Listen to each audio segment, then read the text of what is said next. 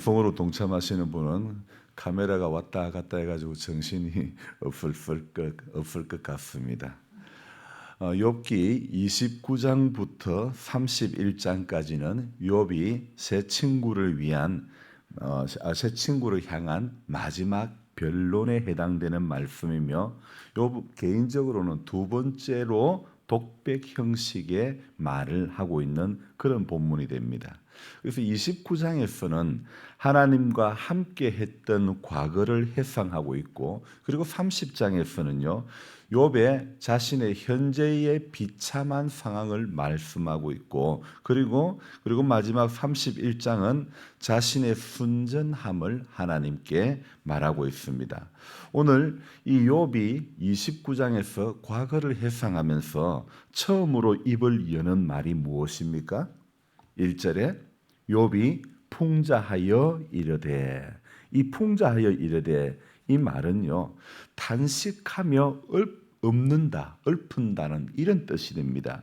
왜 욥이 단식하여 읊을까요? 그것은 지난날의 과거의 그 풍요로웠던 시절을 회상해 보니 지금의 비참한 현실에 대해서 단식이 나왔기 때문이죠.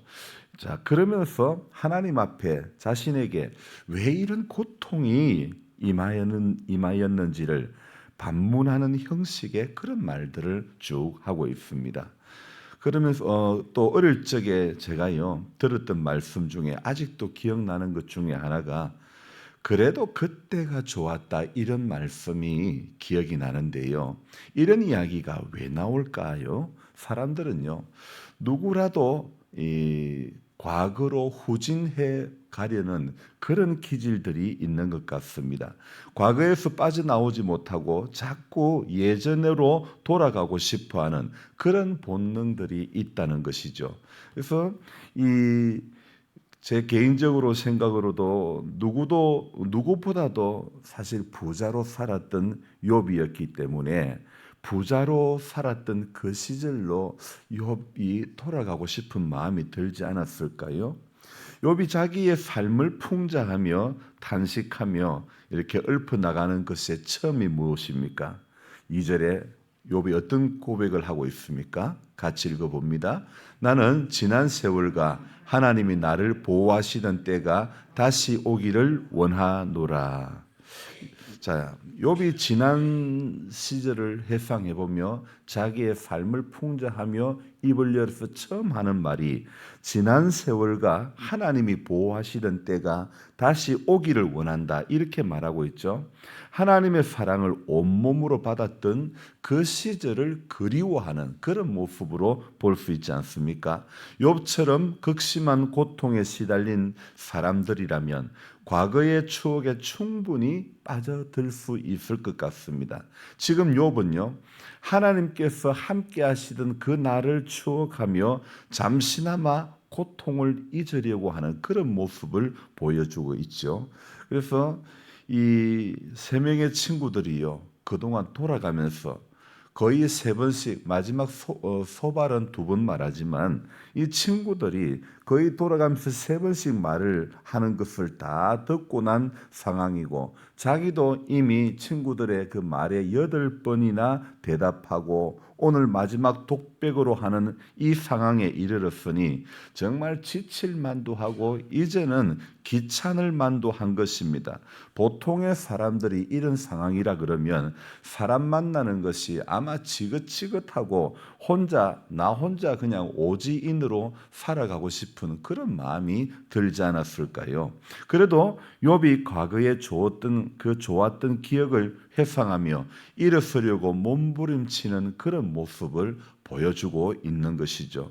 길고 긴 논쟁 끝에 한결같이 욥이 까닭없이 이런 상황이 찾아온 것이 아니라고 하는 세 친구들의 말들, 정말 욥의 그 마음 속에는 지긋지긋할 수도 있지만, 그러나 과거를 회상하면서 현실을 잊으려고 하는, 현실의 비참한 상황, 고통스러운 상황을 잊으려고 하는 욥이 저는 오늘 새벽에 너무 대견스럽다, 이런 생각을 해봅니다. 여러분, 노인들은요 혈기왕성했던 청년의 때로 돌아가고 싶어하는 그런 마음이 있지 않습니까? 내가 조금만 젊었더라면 이런 말씀들, 건강이 좋지 않은 분들은 건강했던 그 시절로 돌아가고 싶은 거죠. 만약에 여러분에게 오늘 시간을 되돌릴 수 있다면 여러분은 언제로 몇 살 때로 되돌리고 싶습니까? 저는 만약에 시간을 되돌릴 수 있다면 제가 가장 은혜 받았던 때로 돌아가고 싶습니다. 1270여 번이나 이렇게 오늘 74번째인가 그랬는데 1200번을 넘어가면서 글을 적으니 요즘 이 글 적는다는 것 자체가 쉽지가 않은 거예요. 꼭두새벽 묵상 글을 적기 시작한 초창기에는 성경을 읽고 나면 마치 하나님께서 불러주시는 것을 저는 그대로 그렇게 술술 적어왔다는 그런 느낌이었는데 요즘은 고민을 해가면서 글을 적어야 하니 묵상글도 잘 적혀지지도 않고 그러니 전에 하나님이 제게 막 불러주듯이 적었던 그 시절로 돌아가고 싶은 마음이 있는 거예요. 하나님께서 주시는 마음과 글이 아니면 인간이 고민하며 적어가는 글은 어쩌면 의미가 없는 것 같습니다. 여러분 우리 모두가 마찬가지입니다. 인간의 머리로 만들어가는 모든 것이요 그건 중요한 게 아니라 성령께서 열어주시고 보여주시고 깨닫게 해주시는 모든 것 그래야 영적인 은혜로 살아가야 아름다운 것 아닐까요? 세상에 온갖 좋은 보석으로 아무리 잘 꾸미고 바르고 입고 해도요 정말 중요한 것은 우리가 입어야 할 것은 예수 그리스도로 옷을 입어야 된다는 것입니다. 그래서 로마서 13장 마지막 절인 14절에 보면요 너무 귀한 말씀이 있는데요 제가 읽어드리겠습니다. 오직 주 예수 그리스도로 옷 입고 정욕을 채우려고 육신의 일을 도모하지 말라. 예수 그리스도로 옷을 입으라고 이야기를 하고 있죠. 사실 이 말씀의 의미를 깨닫는 게 신앙의 본질을 아는 거죠. 예수님은 하나님 앞에서 우리의 옷이 되어주기 위해서 오신 분입니다. 그래서 예수님이 십자가에 달리실 때에 그분을 믿는 모든 이들은 그분의 몸에서 일어나는 일을 경험하게 하시는 거예요. 우리 옛사람이 그분과 함께 죽고 그분과 함께 부활하는 것입니다. 그분 안에 있는 부활의 생명이 우리에게 전달되고 그분의 의로움이 우리의 의로움이 되는 거죠. 이 모든 것을 한 단어로 표현할 때 예수 그리스도께서 우리의 옷이 되신다. 예수 그리스도로 옷 입는다 이렇게 표현할 수 있는 겁니다. 여러분 사람이요 어떤 옷을 입는다는 것은 그 사람의 정체성을 보여주는 것입니다. 그러니까 제가 왜 새벽마다 이 양복을 입고 이 자리에 섭니까? 저는 목사라는 정체성을 강단에서 또 뿐만 아니라 제 삶 가운데서 늘 보여줘야 되기 때문에 새벽 시간마다 예배 시간마다 이렇게 양복을 입으면서 단정한 모습으로 하나님 앞에 서려고 하는 것입니다. 여러분 이 옷을 입는다는 것은요 어떤 동물에게도 옷 입는다는 것이 물론 애완동물을 키우는 사람들이 뭐 강아지에다가 옷을 입히기도 하지만은 그러나 그것을 뭐 모든 강아지가 개가 그렇게 하는 것은 아니죠. 옷을 입는다는 것은요 오직 사람에게만 있는 특징이죠. 모든 생물은 있는 모습 그대로 존재하지만은 사람은 옷을 만들어 입죠. 여러분 인류 최초의 문명이 어쩌면 옷이라고도 말할 수 있지 않겠습니까?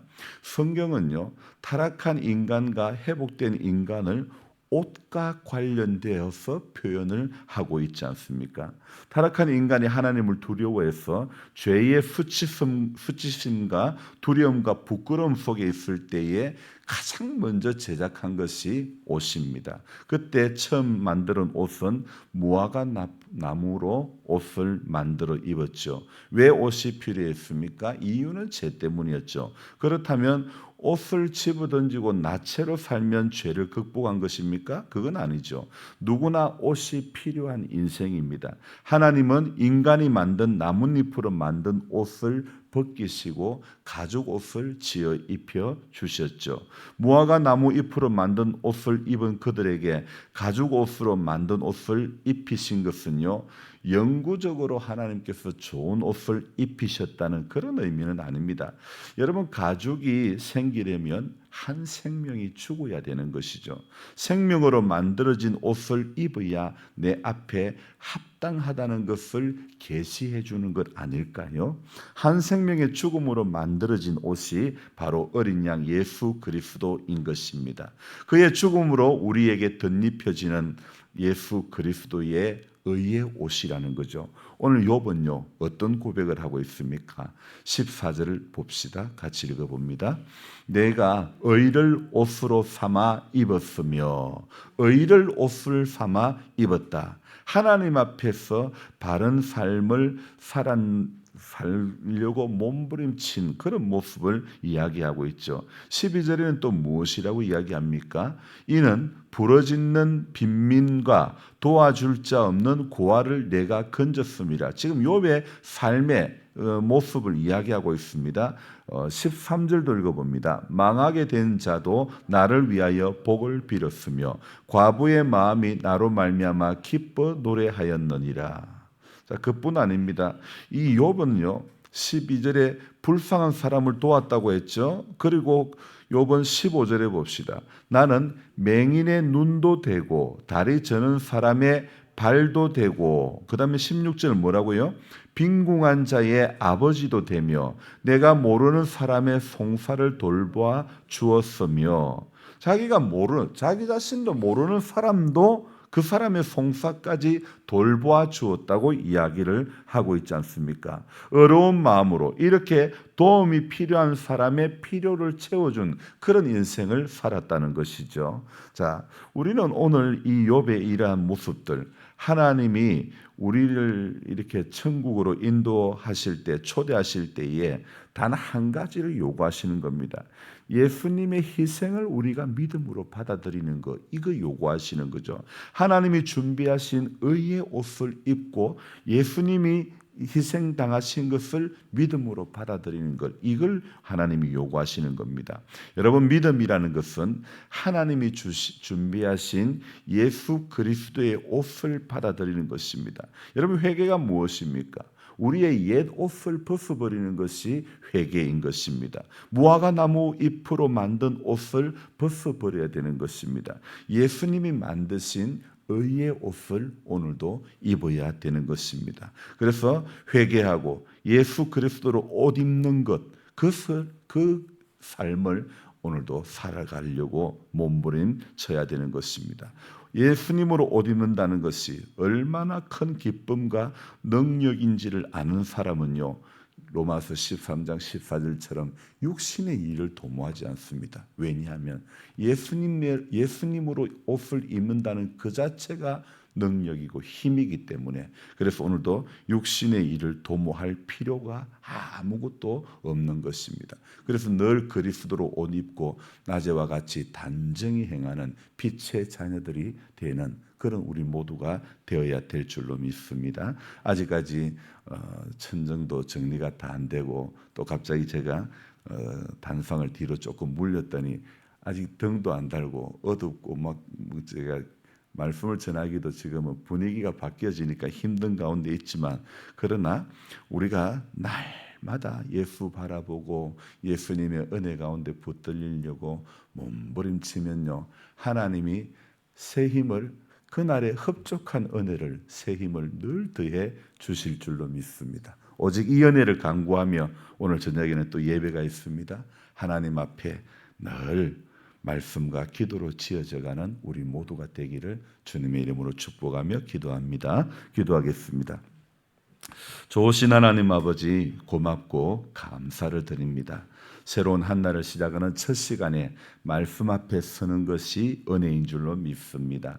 늘 한결같이 새벽을 깨우는 하나님, 우리 임기교회를 기억해 주시고 우리 한 분 한 분을 하나님 늘 붙잡아 주시고 동행자의 기쁨을 누릴 수 있도록 도와주시옵소서. 하나님, 오늘도 무엇을 마실까 입을까 염려하지 말게 해주시고 그 나라와 의를 구하는 삶이 되도록 주님 축복해 주시옵소서.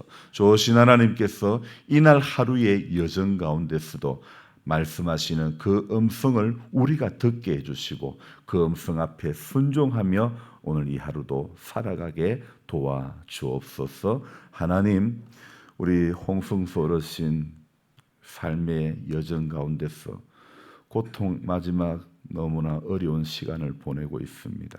하나님께서 그 인생의 마지막 가운데서 살아계신 하나님이 느껴지고 하나님 앞에 구원받을 만한 믿음이 그 안에 있기를 소망합니다. 천국에 대한 확신을 가지고 하나님 앞에 갈 수 있도록 도와주시옵소서. 온 가족이 예수님으로 하나가 되어 믿음의 길, 의의 길을 걸어가는 가정 되도록 축복하여 주시옵소서. 예수님의 존귀하신 이름으로 감사하며 기도드리옵나이다.